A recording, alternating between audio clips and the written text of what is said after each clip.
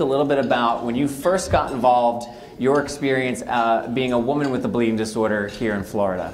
When I was approximately 11 or 12 years old, the foundation down here, they had a C camp, but there was one line in the application that said that you had to be a boy. So I actually remember calling the phone number on the form and saying, hey, I have a bleeding disorder, but I'm a girl, and I wanted to know if it was still possible for me to come. And I was actually able to go, so that was like the first time that I remember pushing for anything, and then realizing, like, well, maybe this is the way I have to go. Like, otherwise I'm never going to get to go to any of these events. And I still have a bleeding disorder, so I should be able to go. I wanted to meet other women and to be able to tell my story and talk to other people and see what other people were dealing with. The perception was different even from the medical community, where it was only boys who had bleeding disorders. So yeah. I've been able to see that change. By you saying, hey, I want to go to C camp, I have a bleeding disorder, I'm just like these boys, you're helping yourself go to C camp, but you're also just helping women with bleeding disorders, right? Like, sometimes advocating for the self is really advocating for a much larger population than you might realize, because once a voice is heard, that individual is empowered to do more for the community. So it's neat to hear that in your story. Being a woman who's an advocate and an outspoken person, do you find any sort of obstacles or barriers that you think gender kind of plays a role in? The perception of women a lot of the times in these spaces can be sort of overdramatic or hysterical, something along those lines. And sort of having people like you be able to speak out and be able to be a part of these communities in a totally rational, sort of equal player kind of way helps to sort of take that stigma away, I think, from the experience of women living with these illnesses and living with these diseases. So yes, absolutely. And Bobby, in your experience as a woman, how have you found things to be? It's getting better. It's getting better. It's getting better? Raise your hand if you know Bobby, if you knew Bobby before walking in the room today. So that's a decent number of hands for someone who I didn't realize hadn't really been that active until a couple of years ago. Yeah, I started using Instagram probably about 3 years ago. I started using hashtag Hemophilia, and I met 2 other people that way. And then we connected on Facebook. And then it happened that year that NHF was in Orlando, and I didn't know. And I saw one of them had posted a picture at Universal, which I live right across the street from Universal. So I sent them a message saying, like, hey, if you're here, like, let's speed up for dinner. And they're like, well, we're all here for this big conference. Yeah. And they're like, where are you? And I was like, I didn't even know there was a conference. So. Yeah. So Allie, I've been really interested to learn about Lyme disease, and we can certainly relate to a misconception. Just this year, there was an episode of a TV show, Secrets and Lies, which referred to hemophilia as a nasty byproduct of incest. So that was an interesting little battle I have to fight, to go, hey guys, that's not really true, and you just told that to millions of people. So can we unwind? But tell us a little bit about Lyme disease. For about 10 to 20% of people who are infected, and we're dealing with about 300,000 new cases every year, so that's a decent number of people. For about 10 to 20% of the people who are infected, they don't get better. They stay sick, and many times their symptoms get worse and worse. And the conception in sort of the mainstream world of this disease is that it is impossible for you to stay sick, that once you've had that 4 weeks of antibiotic treatment, you're cured, no questions asked. And so patients who are diagnosed with this or who are living with this sort of have to navigate this world of saying, most doctors think that I'm sort of psychologically disturbed here. It's funny, I can't help but think, again, speaking about women with bleeding disorders, being told by doctors, well, you're a woman, you can't have hemophilia, especially, right? Like, can't have. And doctors have said this to people. So to hear, like, well, it's just in your head, I think that's something we can certainly relate to. But so those numbers are really interesting. 300,000 new cases a year, and you're saying 10 to 20% of them, those people have symptoms beyond their antibiotic treatment. Yes, exactly. So we're talking about tens of thousands of people who are experiencing symptoms, and yet, as you were describing to me, it's controversial to take the standpoint of, no, these people still have Lyme disease. The medical community would generally say, no, they have something else. Oh yeah, it's quite controversial. The Infectious Disease Association from America and the Center for Disease Control take a very hard stance against that perspective. I am a big advocate for that sort of chronic tick-borne illness community at this point.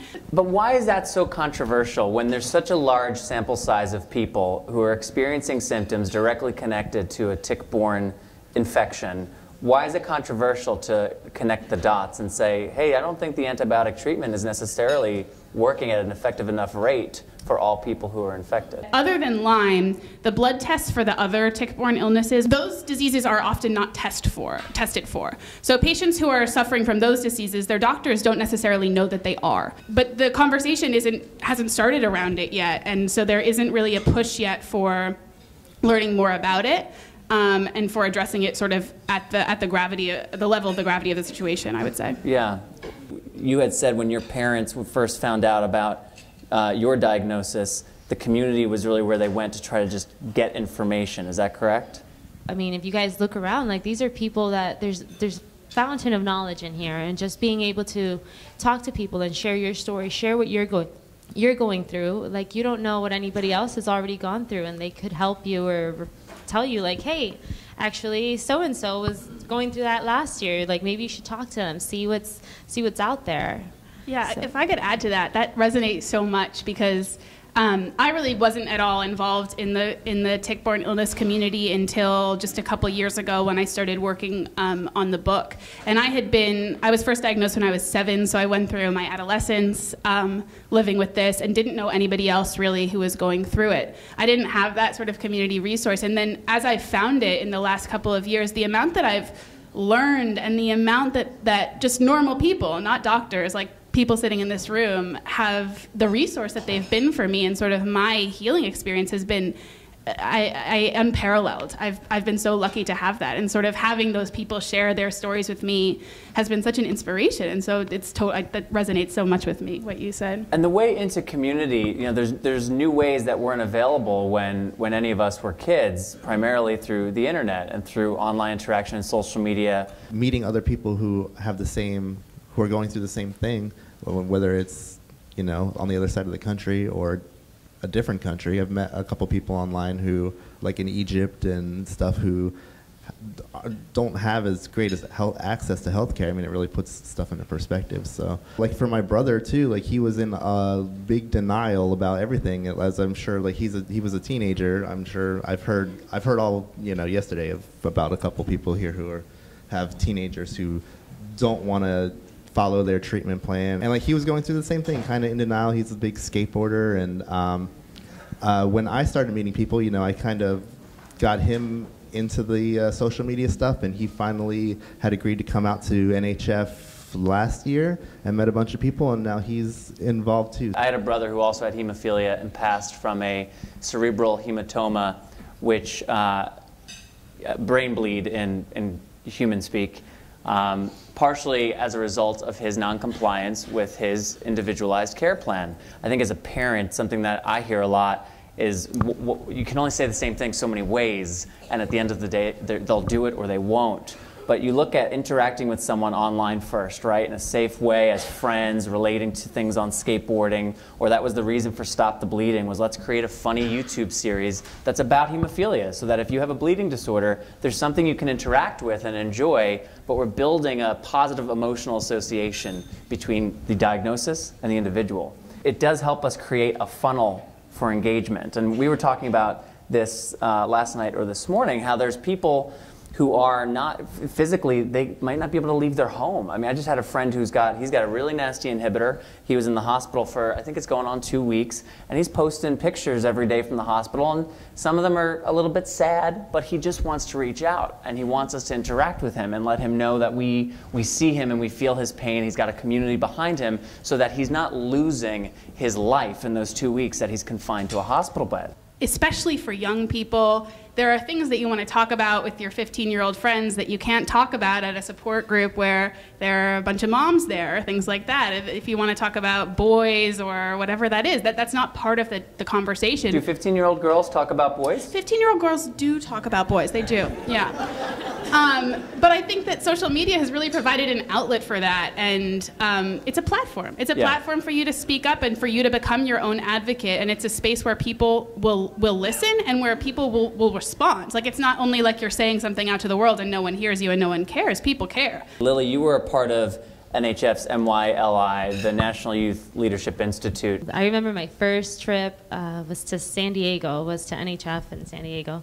It was the first time where I was meeting another young woman who had gone through a lot of the same things I had gone through. To the point where we actually dubbed each other our hemo twins. Kind of interesting to hear my story or a really similar story coming out of somebody else. That weekend when we left, it was kind of bittersweet, but we were all like leaving with some kind of a mission. Like you learned something or you took away something that you wanted to share with people. And after that, just a friendship really developed where it wasn't so much like my parents were reaching out, but I was also reaching out. And I had friends and I had people like the same thing probably you experienced where it was, people my age, and we could talk without having like adults looking in or, having a group with all moms and one of the moms being your mom. So it was very different. So it was, I came back and, I continued to be involved here, but it was also like, I could call my friend and be like, hey, now I'm doing this. Have you ever experienced this? So it was learning to do that for myself. And then also just having somebody to talk to if need be, and just having those candid talks where, like you said, like it's not something you necessarily want to share with, because our nurses or doctors are really great.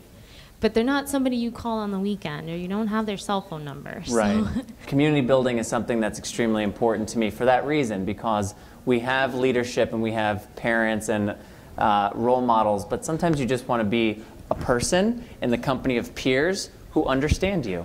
And that only happens if you facilitate environments where that can be cultivated, if you have programs that allow for those people to come together and meet their hemo friend. I had always been pretty independent with my bleeding disorder. I learned how to self-infuse at 8 years old. So from that point on, I had been pretty much infusing by myself that entire time, kind of like a latchkey kid, So yeah. I was always been pretty independent. While I was in school, I didn't have a job or anything, so I was able to get Medicaid. So my medication didn't cost anything to me at that time. So once I graduated and started making money, they took it away. I was kind of just forced into learning a little bit, and nobody had ever kind of said, you're going to have to worry about insurances when you get out here, because I wasn't involved in the community. So at that point, I had no idea. It was pretty scary because when I moved away, you quickly realize, because I wasn't very compliant.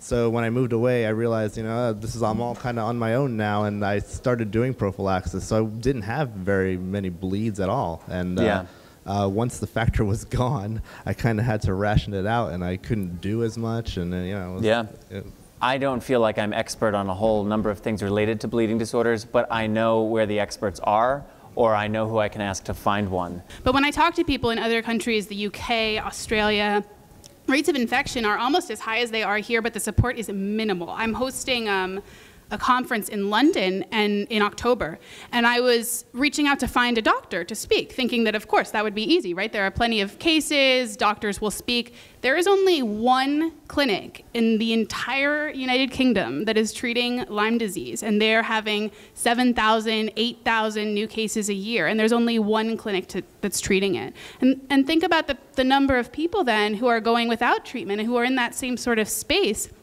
They're just getting sicker and sicker, and the resources aren't there. And so I think when we think about our own situation, we have those moments of such vulnerability and sort of like fear. But in comparison to some other spaces, it makes me feel very lucky to be here and have the resources that we have here. Because of what this community experienced in the 80s and 90s with the blood contamination crisis, there is a strength and there is an advocacy. There's this advocacy and community thing built into us. I think we're a very empowered community, and I think most people would agree with that. For people like Lily, Bobby, and I to get involved in this community, there's a structure to support it, is the long-winded point I'm getting at. What was the inspiration to take on that task? As I was a teenager and went through sort of my diagnosis and my treatment experience, I really didn't talk about it with anyone because I was terrified, truly, truly terrified that people wouldn't believe me. I was told by some of the best doctors in the world, like, you're crazy. This is psychosomatic. Go home and get a therapist. And yet antibiotics and other treatments were helping me get better. And you heard that multiple times? Multiple times, yeah. I had a really, really bad flare-up my senior year of high school, where it was the first time I ever experienced neurological symptoms. I was in 6 car accidents in 6 weeks. After that, I sort of came through that and I was like, I cannot deal with this anymore. I can't deal with talking about it. I can't deal with people telling me that it's not real. So I just shut it out. I went through college, pretended like it didn't happen. Thankfully, I was pretty healthy those 3 years. Didn't tell my friends, didn't tell anyone. Then my senior year, I was a writing major. I had to write a thesis. But I wasn't really ready to write about my own experience yet. So I started talking to other patients who had been diagnosed. But it was the first time in what at that point had been almost 12 years of dealing with this that I had ever spoken to those people. And hearing them articulate their experience and hearing them tell their stories as you speak about it so beautifully was inspiring to me. And not only made me realize that this can be okay and this can be something that you talk about, but also that so many of us are going through the same thing and no one knows about it. I applaud you for using your skills and talents to try to improve the life of your community. Lily, you had mentioned that a lot of what you were trained to do is relevant to what you do now. Right now, I am currently working for a nonprofit. When I was in the National Youth Leadership Institute, we did a lot of training, like the experiences that I got volunteering and attending all these sessions and seeing how Debbie and the different people on our board run this has really helped for me to understand the needs of my clients and being able to speak for them as well and gear programs towards them as well. And it's important to understand how those structures work too, because individuals have ups and downs, communities have ups and downs. So making sure that you understand structurally how something works enables it to be something that's sustainable, that's fixable, so that in a time of crisis, we're not scrambling to figure out what we need to do, who we need to pull in. There's something built already that we can utilize. Currently, what's something, and we'll start with you, Allie, what is something currently that you are challenged by or is presenting an obstacle to you in some way that you're grappling with? I'm 24 years old and I live in New York City, and so sort of coming to terms with and figuring out how to be the sort of young 24-year-old New York City girl who I want to be, but also maintain health and maintain sort of presence of mind and all the things that I know that I need to do in order to stay healthy. I think my biggest concern is that the joint damage that I've already done and how that's going to affect me in the coming years, because I guess it's not going to get better. Right. I've been trying to work out and get my joints stronger, and hopefully nothing too bad in the future, but I'm sure I'll have to go through something. My biggest challenge now has been once the ACA rolled out, insurance has changed. It's been a bit of a challenge to get the same type of medication and the same type of care. Right now, I think all my meds are back in order, but I do feel like coming up on open enrollment, I do need to start understanding this a bit better and seeing what my options really are and seeing what's best for me. Thanks for having us, and have a phenomenal remainder of your symposium.